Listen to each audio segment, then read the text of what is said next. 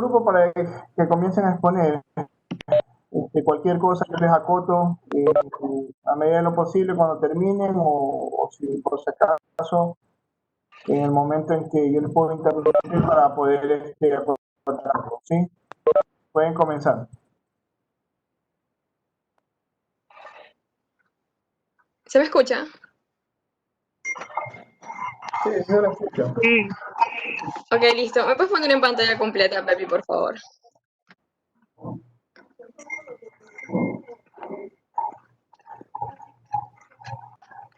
Ya, la siguiente. Bueno, entonces el tema es enfermedades de la mama. Vamos a empezar por un recuento súper rápido de la anatomía de la mama. Primero hay que tener en cuenta que es una glándula sebácea modificada y que se va a encontrar entre la capa subdérmica, tejido adiposo, y la fascia pectoral superficial. Y va a tener tres tipos de tejidos importantes, que van a ser epitelio glandular, estroma fibroso con estructuras de soporte y el tejido adiposo. Entre estas estructuras de soporte, la más importante van a ser los ligamentos de Cooper, que van a aportar la forma y la estructura de la mama.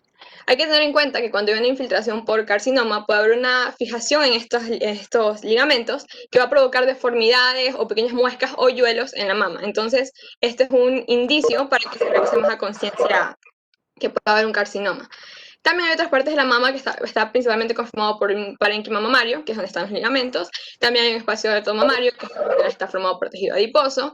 Y hay glándulas mamarias y conductos mamarios, que si se dan cuenta están en el centro de la mama y van a ir en forma de pirámide para abajo, de manera hacia abajo y hacia afuera, desde el complejo pezón-areola, que va a ser una de las principales partes de la mama, los conductos y las glándulas mamarias, en un patrón radial. La siguiente, por favor.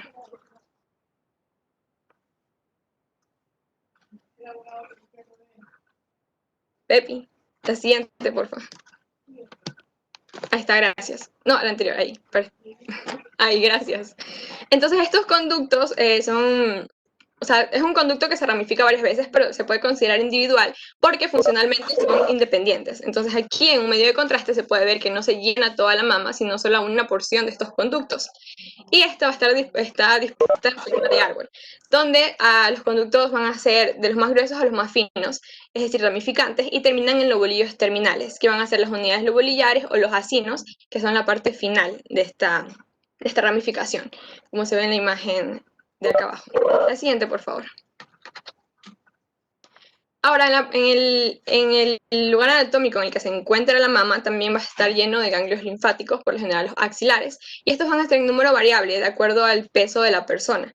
Y se pueden dividir en tres niveles anatómicos, que es el nivel 1, nivel 2 y nivel 3. El nivel 1 van a ser todos los que están posicionados o situados lateralmente en el borde lateral, la redundancia, al músculo pectoral menor, mientras que el nivel 2 son todos los que están situados posteriormente al músculo pectoral menor, y el nivel 3 los que están situados medialmente al músculo pectoral menor, y van a comprender los ganglios subclaviculares.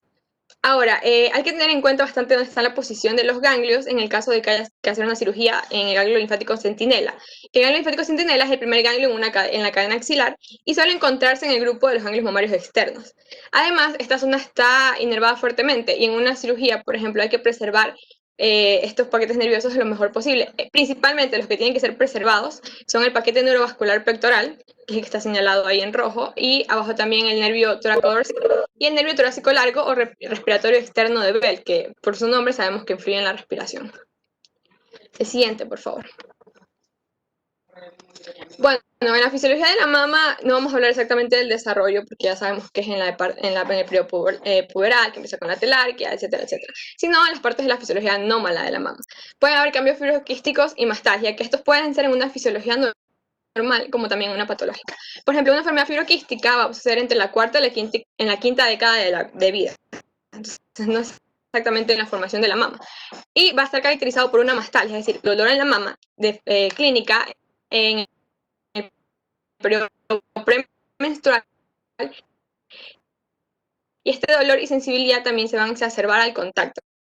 El dolor aislado no suele ser un síntoma de cáncer de mama, que es la primera preocupación de un síntoma, o de sí puede ser una indicación. Ahora, en caso de que sea dolor más una presencia de masa, el centro de la evaluación, o sea, lo que nos va a interesar en el diagnóstico y en el tratamiento va a ser la presencia de esta masa, y esta es la que se va a estudiar con pruebas de imagen y con exploración física. La siguiente, por favor. Ahora, hay distintas formaciones que puede haber en esta fisiología anómala. Puede ser una ausencia de tejido, como puede ser un aumento en un tejido mamario accesorio. En la ausencia de tejido tenemos 4 tipos aquí, que puede ser una microtelia.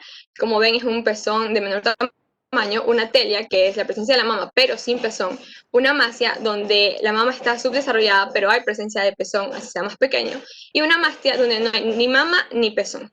Ahora, cuando hay un tejido mamario accesorio, estos son más frecuentes, aquí está puesto al revés. Una polimastia es cuando hay mayor cantidad o otras formaciones de mama que pueden estar subdesarrolladas, pero son importantes dirigirlas, digamos, en una mujer que va a entrar en periodo de lactancia o está embarazada. Es importante que se tengan en cuenta porque pueden hipertrofiarse con la lactancia. Y también puede haber pezones supernumerarios que, como se dan cuenta, no están desarrollados de la misma manera que el pezón principal, por así decirlo, y pueden ser confundidos con lunares. Pero también pueden desarrollarse, en cuyo caso la opción de la cirugía es más estética que funcional, pero igual es importante para la calidad de vida de una persona, no debe ser grato tener esta situación. La que sigue, por favor.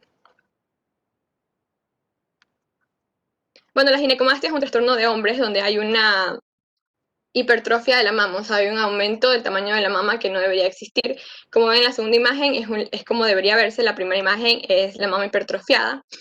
Esto puede darse en el mismo periodo en que en una mujer se desarrolla la mama, en el periodo puberal, entre los 13 años hasta los 20 años, pero también hay una característica que se llama la ginecomastia senil, que se da en hombres mayores de 50 años, y por lo general es una manifestación de otras enfermedades sistémicas, como puede ser una cirrosis hepática o insuficiencia renal, y otras. Y esto pues tiene que ser, o sea, una ginecomastia está caracterizada porque la mama es simétrica, está ubicada en el mismo lugar en el que estaría en una mujer, y se siente exactamente igual. En cambio, puede haber una masa que va a ser asimétrica, puede estar debajo del pezón, que no tiene las mismas características. En este caso es importante hacer el diagnóstico diferencial, que se hace o sea, se utiliza el método de la biopsia con aguja gruesa, puede ser una mamografía o puede ser una ecografía, para poder diferenciar entre una ginecomastia y una neoplasia maligna mamaria, que también puede pasar en hombres de edad avanzada.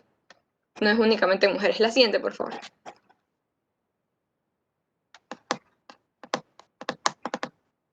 La secreción por el pezón también es un trastorno bastante frecuente.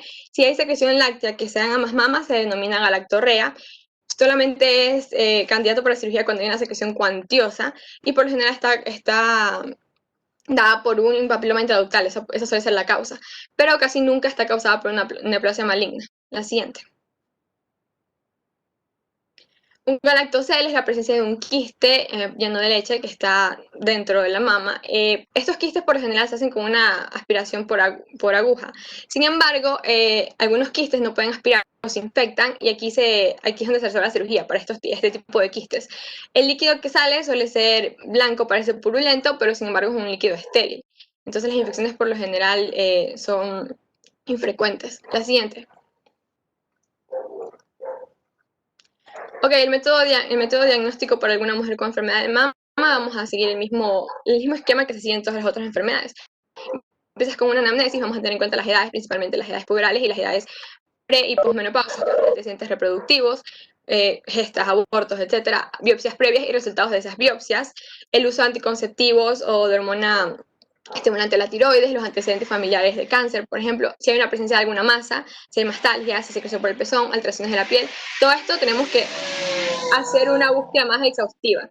La duración y la evolución de los síntomas y otros síntomas constitucionales. Por ejemplo, si hay una pérdida de peso significativa, si hay baja en la inmunidad, podemos pensar en otro tipo de enfermedades como el cáncer. En examen físico es preferible que la inspección se haga con una paciente sentada, obviamente sin camisa, sentada de forma recta. Ahora, vamos a inspeccionar las masas, vamos a inspeccionar si hay asimetrías y si hay alteraciones en la piel.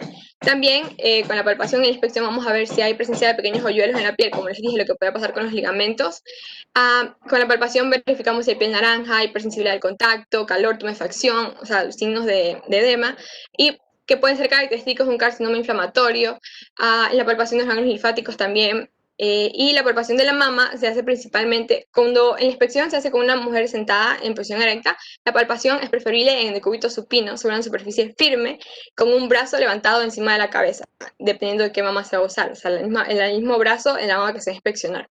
Y un carcinoma, por ejemplo, típicamente es firme en un examen físico y no está bien circunscrito. Y entonces al moverlo se arrastra el tejido adyacente. Mientras que un quiste y un cambio fibroquístico es doloroso. Entonces este dolor es más característico en una diferenciación de lo que puede pasar en un examen, una exploración física. La siguiente, por favor.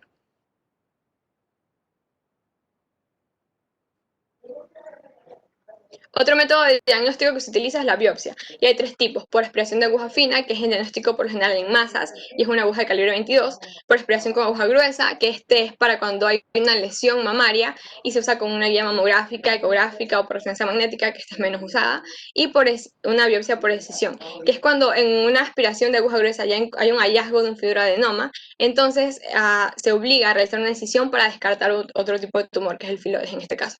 La siguiente, por favor. Y bueno, hablamos de lo que es las tumoraciones a nivel de mama, estas tumoraciones que hablamos principalmente, lo que es el fibroadenoma es muy común en mujeres jóvenes, en mujeres de edad media. Otra de las cosas también que es común es la lactocele, inclusive en mujeres que están dando de lactar, que acumulan leche, se hacen quistes y la mama se inflama y a veces simula tener una mastitis o tener un absceso, pero en realidad no es eso. El fibroadenoma es muy común, como te digo, en mujeres jóvenes se ve con una alta frecuencia. Muchos de estos tumores el fibroadenoma es benigno.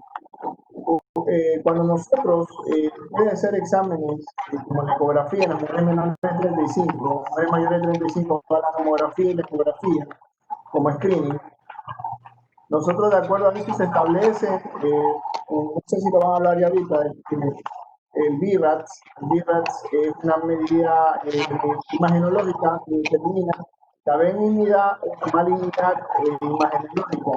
Y de acuerdo a eso nosotros elegimos qué tipo de biopsia vamos a hacer. Las biopsias que habló ahí, biopsias por aguja fina, que son más inespecíficas debido a que esta de aquí lo que va a ver es más la celularidad. Tenemos también lo que es la biopsia por aguja gruesa o tricut, que está en un cilindro del tejido, donde este de aquí es mucho más fidedigno como medio diagnóstico de biopsia, ¿sí? Que una biopsia trucol. Y el otro método es la biopsia incisional o biopsia excisional. Si la lesión es pequeña, se puede hacer una biopsia excisional, excidiendo totalmente la lesión. ¿Sí? Eso generalmente es lo que se hace. No sé si van a hablar un poco más de imágenes y van a hablar de la identificación bien, y si no, más tarde yo les hago la acotación. Continúen. La verdad que solamente voy a pasar por encima por imágenes, así que creo que sí vamos a necesitar la acotación. Básicamente lo que voy a decir las pruebas de imagen es que se emplean para detectar anomalías que no son palpables, para evaluar hallazgos clínicos y para guiar el procedimiento diagnóstico. Entonces son una confirmación. Por ejemplo, una mamografía de cribado se usa por lo general, es consecuente en la vida de una mujer. Se usa para mujeres asintomáticas, por si acaso algunas lesiones no son palpables, entonces para ver si las podemos identificar mejor por este método de diagnóstico. Una ecografía tiene más o menos el mismo sentido de una mamografía de cribado, solo que en una ecografía podemos distinguir si estas masas o lesiones son sólidas o líquidas. Y la resonancia magnética se utiliza, bueno, de acuerdo en el libro, cuando hay algún tipo de metástasis para poder identificar mejor cuál es el tumor primario. Mientras que la sesión quirúrgica, localizada por imagen, es básicamente una biopsia con aguja gruesa, guiada por prueba de imagen, igual que la biopsia por aguja gruesa, que es característica en lesiones mamarias no palpables. Por ejemplo, si se encuentra en una mamografía o una ecografía. Y eso era lo que iba a decir de pruebas de imágenes.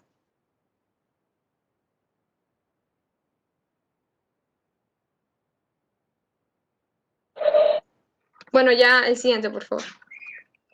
Sí, bueno, cuando nosotros hablamos de la prueba de imagen, lo que yo les decía, lo que más nosotros utilizamos es la eco y la mamografía. La mamografía en las mujeres después de los 35 años se hace como método de screening o cribado para visualizar imágenes que son sospechosas, pasan a eco. Entonces, cuando hacemos estos dos estudios, tenemos una clasificación que les voy a dejar para que la consulten, se las voy a dar brevemente. BRATS, lo pueden dar BRATS, se escribe. Este de aquí es una clasificación que permite ver según las características imagenológicas si un tumor es benigno o puede ser maligno. Esta clasificación va del 1 al 4. Y el 1 es una tumoración totalmente benigna. El BRAT2 es una lesión que es altamente sospechosa de benignidad. El BRAT3, en cambio, tiene sospecha de malignidad y el BRCA4 casi que un porcentaje muy alto de una lesión probablemente cancerosa. Entonces, de acuerdo a eso, nosotros vemos, generalmente los BRCA3, BRCA4, nosotros los biopsiamos, ya sea por biopsia excisional, biopsia por aguja, puede ser cualquiera de las dos, o biopsia guiada por arpón, si es que no, si es que no existe, no se puede palpar la lesión, o son lesiones muy pequeñas, y las hacemos guiadas por un arpón. Y las birras 2, birras 1, generalmente esas lesiones generalmente son para observación, no amerita biopsia, sino que la podemos hacer sin seguimiento imagenológico. Entonces, más o menos, igual lo pueden consultar para que profundicen un poco más allá de la clasificación BIRATS, que es la clasificación que utilizan los imagenólogos para catalogar las lesiones mamarias. Y pueden seguir. Bueno, listo. Entonces, tenemos que tener en claro que cuando tenemos una paciente, lo más importante, bueno, dentro de lo más importante es identificar a la paciente y poder determinar si esta de aquí tiene un alto riesgo para, según esto, dar un tratamiento adecuado. Entonces, primero tenemos que saber que los factores de riesgo para cáncer de mama, que sería las pacientes que están en alto riesgo, entre los primeros tenemos edad y sexo. Bueno, pues el cáncer de mama es excepcional en las mujeres menores de 20 años. Claro que esto de aquí va a ir aumentando su incidencia a medida que van pasando los años. Por otra parte, el sexo también es un factor de riesgo importante, porque a pesar de que la mayoría del cáncer de mama se da en mujeres, no descarta la situación de que suceda en hombres, a pesar de que su incidencia es mucho menor. Lo más probable en los casos masculinos es que los tumores que se puedan dar sean benignos y secundarios a ginecomastia. También se pueden dar simplemente otros tumores que no son cancerosos y distintos al cáncer de mama. Por otra parte, tenemos a los antecedentes personales de cáncer de mama. Este de aquí va a aumentar la probabilidad significativamente de un segundo de cáncer de mama primario en la mama contralateral. Algo también importante son los factores de riesgo histológicos, pues tenemos que tener en claro que los cambios proliferativos dentro del sistema ductal mamario van a asociarse con un mayor riesgo de padecer cáncer de mama, tanto así como son las enfermedades proliferativas de mama, hiperplasia lobulillar atípica o la hiperplasia ductal atípica, así como también el carcinoma lobulillar in situ, que esta de aquí por lo general se da en pacientes premenopáusicas, jóvenes, y por lo general son hallazgos accidentales, porque no se presentan como una masa palpable, ni siquiera se pueden presentar microcalcificaciones. Entonces, más bien son de mucho cuidado. En cuanto a los antecedentes familiares de cáncer de mama, los factores de riesgo y los factores de riesgo genéticos están muy interlazados o relacionados entre sí, más bien dicho, porque estos de aquí sobre todo se dan en pacientes con directos de familiares primer grado, es decir, madres, hijas y hermanas. Y por lo general se da en una edad precoz, es decir, menor a 30 años. Por otra parte, tenemos a los factores de riesgo reproductores, pues esto de aquí los vamos más bien relacionando con aquellas pacientes que tienen una menarquia antes de los 12 años o que han tenido su primer recién nacido vivo después de los 30 años, al igual que aquellas que nulíparas o que presentan menopausia después de los 55 años de edad. En cuanto al uso de hormonas exógenas, estos de aquí más bien los vamos a relacionar con los anticonceptivos orales. Pues el riesgo en una paciente que esté consumiendo actualmente va a ir aumentando. Sin embargo, este riesgo es reversible debido a que va a disminuyendo a medida que aumenta el tiempo de que se suspendió el anticonceptivo oral. Ya, siguiente, por favor.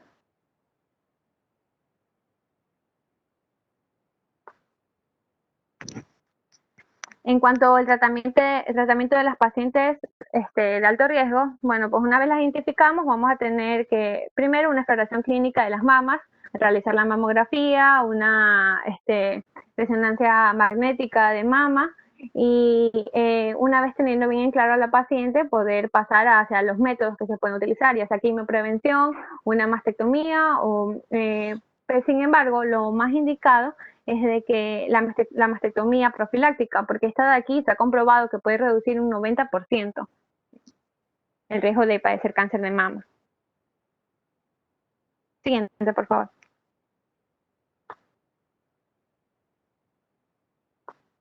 Hola.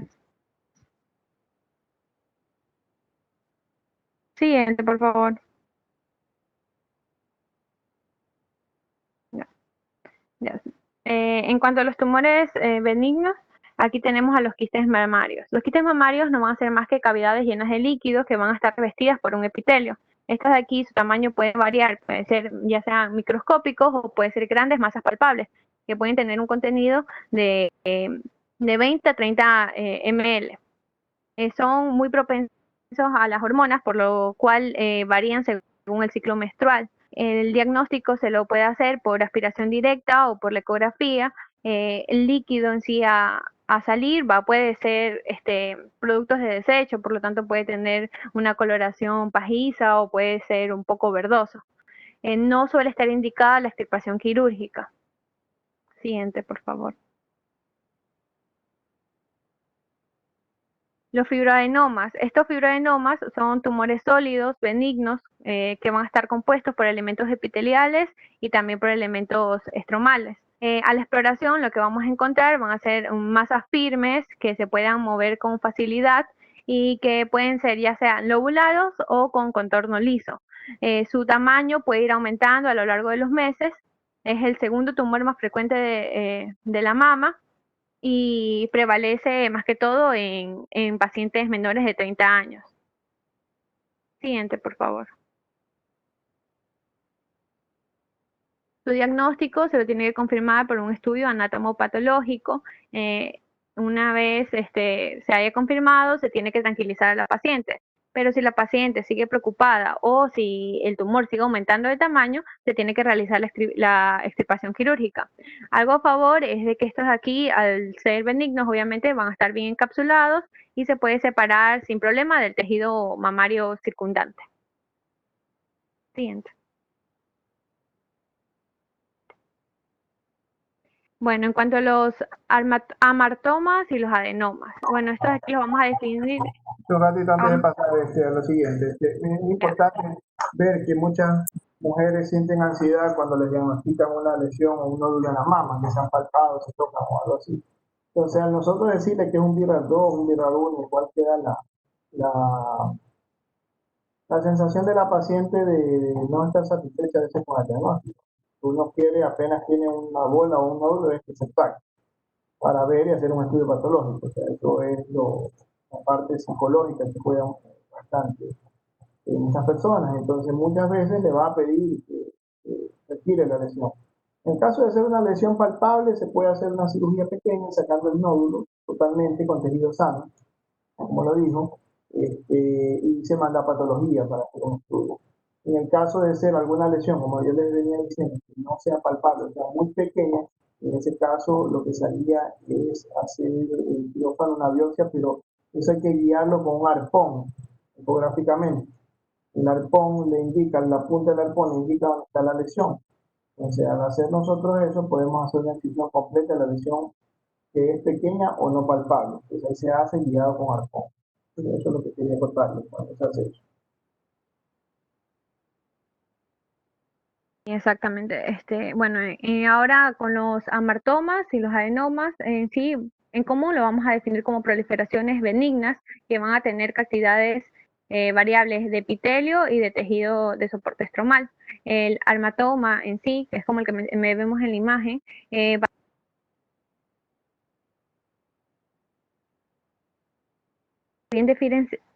lo siento, ¿se escuchó algo? ¿Sí se escuchó? Sí se escucha, sí, sí se escucha. Ay, lo siento, ya.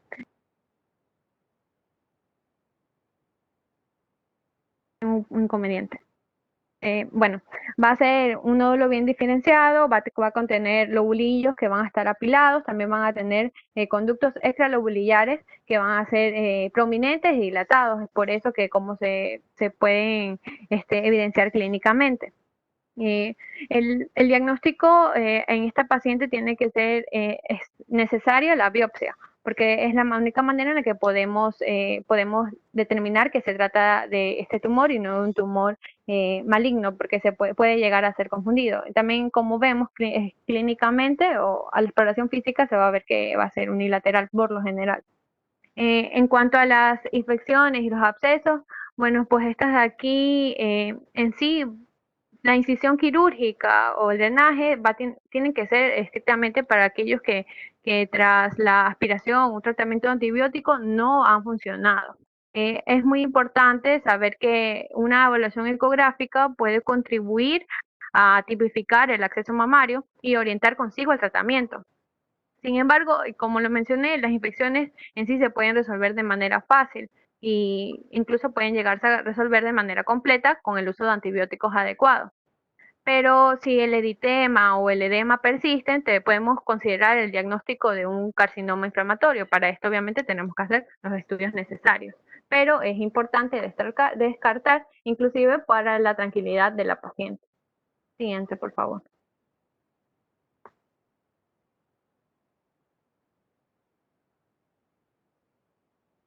En cuanto a los papilomas en sí los vamos a definir como auténticos pólipos de los conductos mamarios que van a estar revestidos por epitelio. En su mayoría, estos de aquí van a ser menores a 1 centímetro. Sin embargo, hay casos en los que pueden alcanzar de 4 a 5 centímetros. Por lo general, a la exploración física lo vamos a palpar como una masa debajo de la areola. Y mamográficamente se van a evidenciar como una gran densidad. No se van a asociar a un mayor riesgo de cáncer. Sin embargo, si encontramos un papiloma periférico, nos puede dar indicios a que estamos ante un carcinoma papilar invasivo. Por lo tanto, el tratamiento es la extirpación mediante una incisión que se realiza alrededor de la areola. También es muy importante que tengamos que darnos cuenta de que no existe una secreción hemorrágica por el pezón. Ya, ahora sí, siguiente.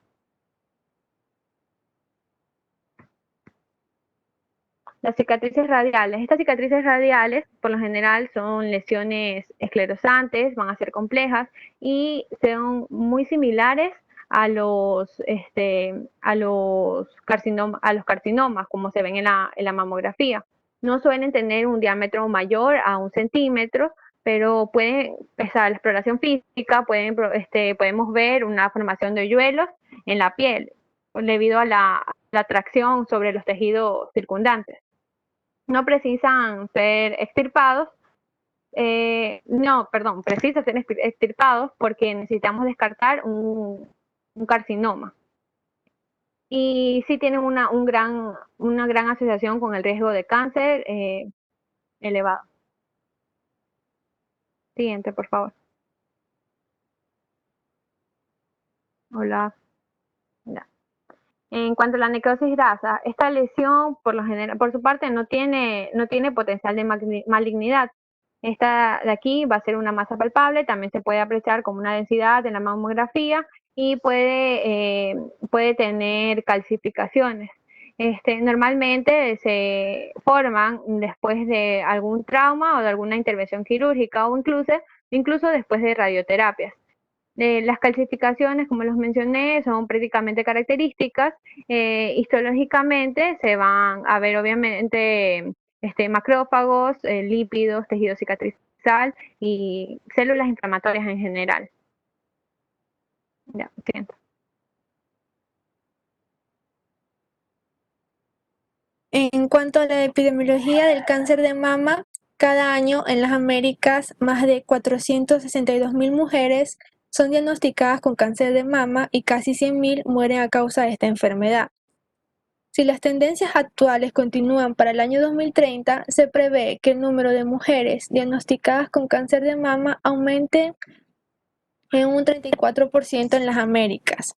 En América Latina y en el Caribe, el cáncer de mama es el cáncer más común entre las mujeres y es el segundo en mortalidad. En Ecuador, en el año 2018, se registraron 28.058 nuevos casos de cáncer en general y el cáncer de mama tuvo una incidencia del 31.8% en 100.000 habitantes. En esta década analizada, según el gráfico que se puede ver, la tasa de mortalidad según grupo etario en Guayaquil entre 2009 y 2018 fue en aumento para las edades comprendidas entre los 15 y 29 años y los 30 y los 44 años, y fue decreciendo en las edades comprendidas entre los 60 y 74 años y de 45 a 59 años. Las tasas de supervivencia de mujeres con cáncer de mama han mejorado continuamente en las últimas décadas como resultado de una detención más precoz en la mamografía de cribado, una menor incidencia de cáncer de mama y mejoras en el tratamiento. La siguiente, por favor.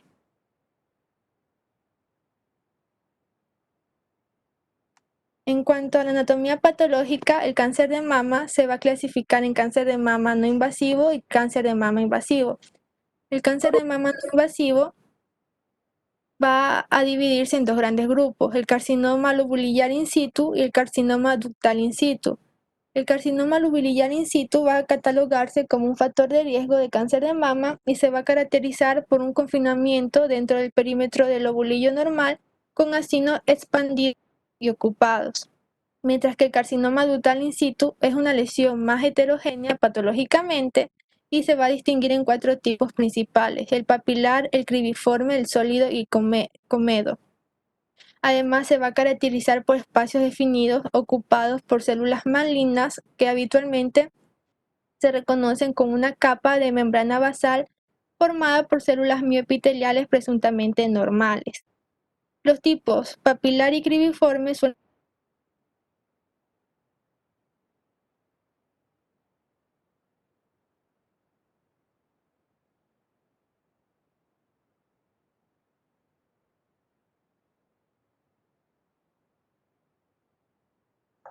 Parece que se le conectó el audio. Tenemos un ratito para ver.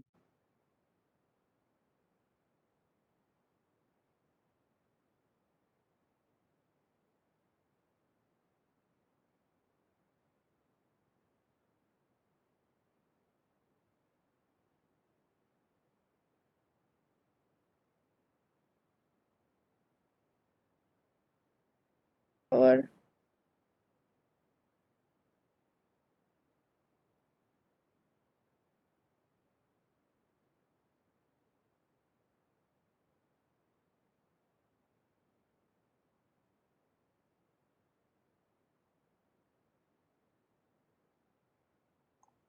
¿Quién era que estaba hablando?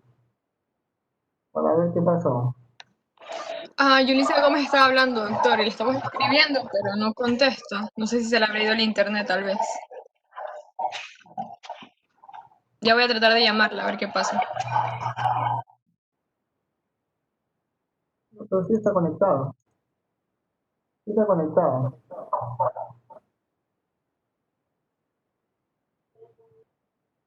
¿Se escucha? ¿Se le escucha? Ahora sí. ¿Dónde me quedé? Es que parece que se fue el internet. Está en anatomía patológica, cáncer de mama, no invasivo. Ah, ya. No dije nada.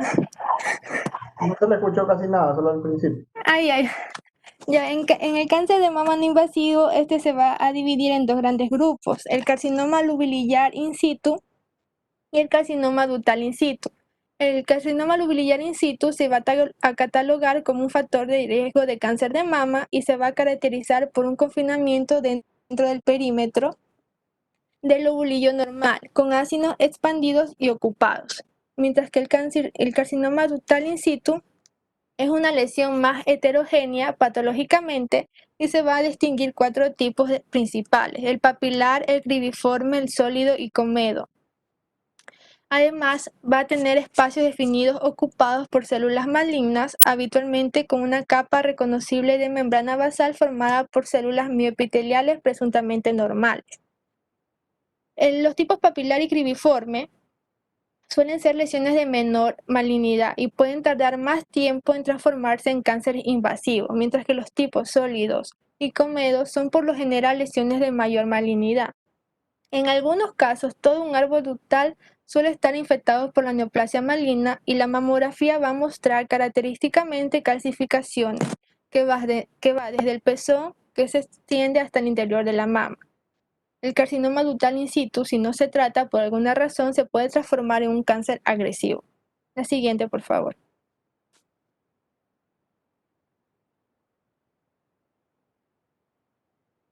Ya, en cambio, el cáncer de mama invasivo se va a distinguir por la ausencia de una arquitectura global, por un infiltrado desordenado de las células y por la formación de láminas de células que no van a respetar ni la forma ni la función del órgano glandular.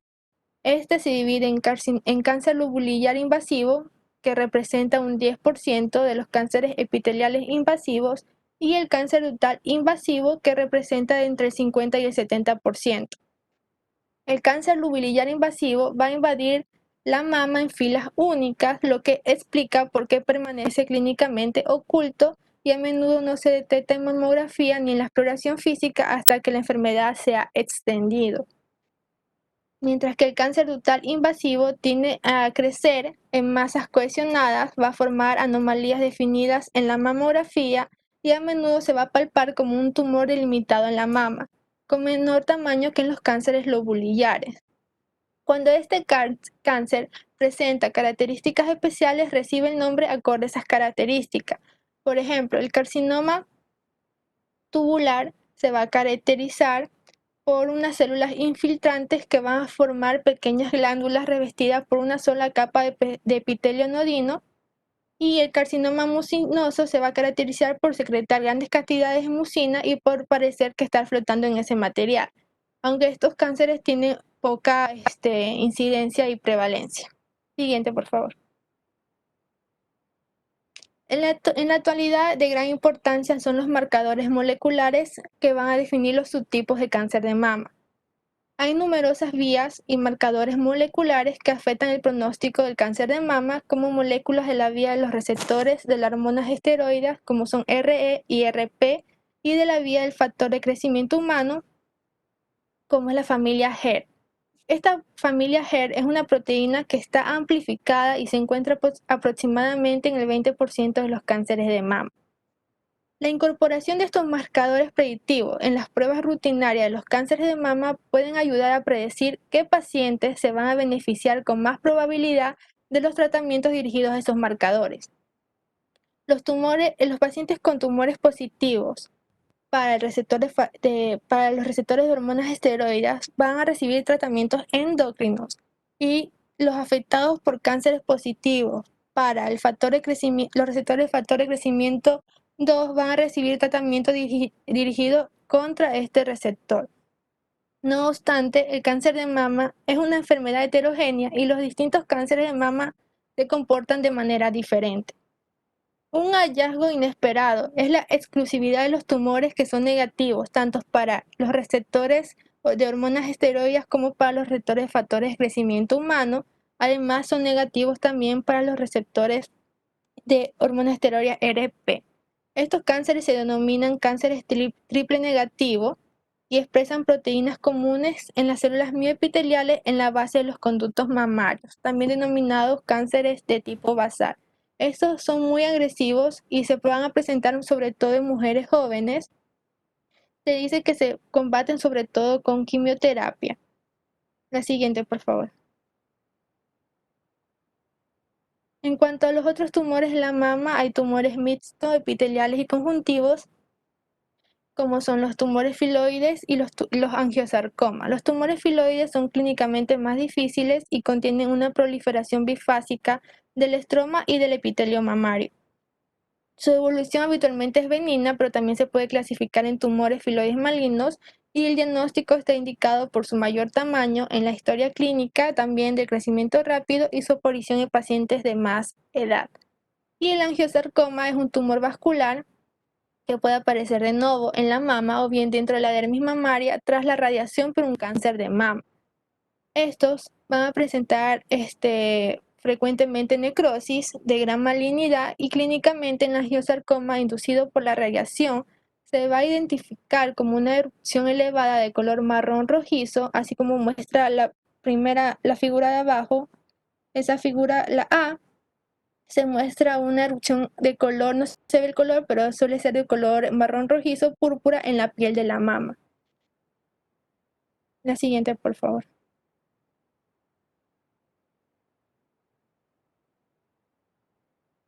Siguiente. Ya. Y por último, la estratificación del cáncer de mama. Esta estratificación de cáncer de mama se va a realizar para agrupar pacientes en categorías de riesgo que definan el pronóstico y guíen las recomendaciones terapéuticas para pacientes con un pronóstico similar. El cáncer de mama se va a clasificar según el sistema TNM, que agrupa a los pacientes en 4 estadios según el tamaño del tumor primario, el estado de los ganglios linfáticos regionales y la presencia o ausencia de metástasis a distancia. La metástasis en ganglios axilares ipsilaterales van a predecir el pronóstico tras el tratamiento quirúrgico con más precisión que el tamaño tumoral. El estadio 0 o carcinoma in situ se va a encontrar lo que es el carcinoma lubiliar in situ y el carcinoma ductal in situ o carcinoma intraductal. En el estadio 1 se va a tomar en cuenta el tamaño del tumor y si se ha diseminado fuera de la mama. En el estadio 2 se va a incluir cualquiera de los siguientes, como es el tumor que mide más o menos de 2 centímetros, pero ha afectado ganglios linfáticos de la axila, el tumor entre 2 a 5 centímetros, con o sin diseminación a ganglios axilar, y el tumor de más de 5 centímetros, pero ha afectado ganglios linfáticos axilar. En el estadio 3, o localmente avanzado, se va a clasificar en estadio 3A, 3B y 3C. Y el estadio 4, que el tumor se ha diseminado en otra parte del cuerpo. La siguiente.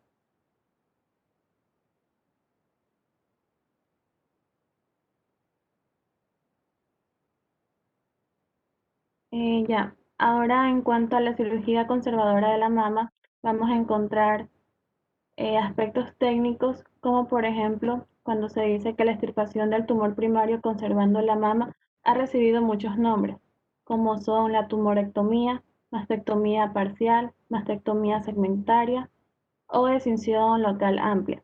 La cirugía conservadora de la mama extirpa la neoplasia maligna con un reborde de la parénquima mamario macroscópicamente normal. La pieza extirpada en la intervención se orienta y sus extremos se marcan con tinta antes del corte. Hay que realizar radiografías de la pieza en todas las lesiones no palpables o cuando el tumor palpable se asocia con microcalcificaciones. Si un borde parece próximo o es histológicamente positivo en la valoración intraoperatoria, la recisión para extirpar más tejido logrará habitualmente un borde libre y permitirá conservar la mama. La orientación de la pieza quirúrgica permite la recisión focal de los bordes afectados en vez de una recisión global y mejora con esto el resultado estético al reducir la cantidad de parénquima mamario normal extirpado. Con esto se puede dar un defecto quirúrgico creado por la tumorectomía, pero este se cierra de forma estética. Siguiente, por favor.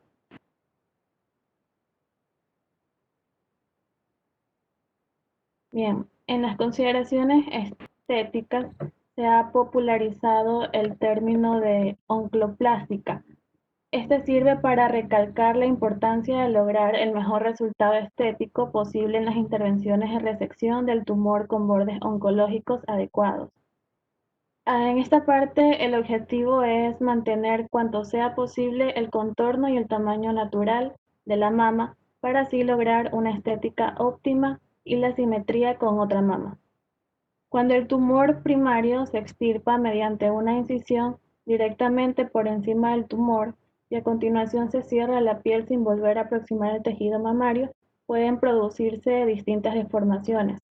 Estas deformaciones pueden dificultar que las pacientes lleven ropa de deporte o trajes de baño porque puede ser evidente una asimetría importante. También aquí se debe corregir estas deformaciones antes de la radioterapia, ya que es posible que la radiación acentúe aún más las simetrías y dificulte la corrección posterior del defecto. En esta parte, también el cirujano debe considerar técnicas oncoplásticas cuando se den las siguientes circunstancias. Por ejemplo, cuando un área importante de la piel sea extirpada junto con el tumor. También cuando se prevé la escisión de un gran volumen, cuando el tumor esté en una zona asociada con malos resultados estéticos, por ejemplo, en el hemisferio inferior, por debajo del pezón, o también cuando la recesión puede provocar una mala posición del pezón. También aquí cada vez se suscita más el interés del uso de cierres con colgajos desplazados y otras técnicas quirúrgicas oncoplásticas para mejorar el resultado estético. Siguiente, por favor. Ahora, respecto a la mastectomía, se debe indicar cuando algunos tumores sigan precisando una mastectomía, incluidos aquellos que son grandes respecto al tamaño de la mama. También para aquellos que presentan calcificaciones extensas en la mamografía, para tumores en los que no es posible obtener bordes libres con una decisión local amplia y pacientes en las que esté contraindicada la radioterapia. También aquí se recalca que la preferencia de la paciente por una mastectomía o su deseo de evitar la radioterapia también es una indicación válida para la mastectomía. Siguiente, por favor.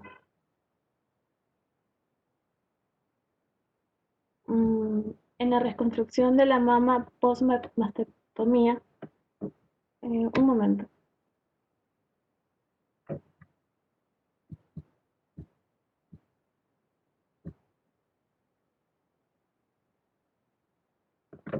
Y ahora sí. La reconstrucción de la mama puede realizarse de forma inmediata, es decir, el mismo día que la mastectomía, o bien como reconstrucción diferida meses o años después.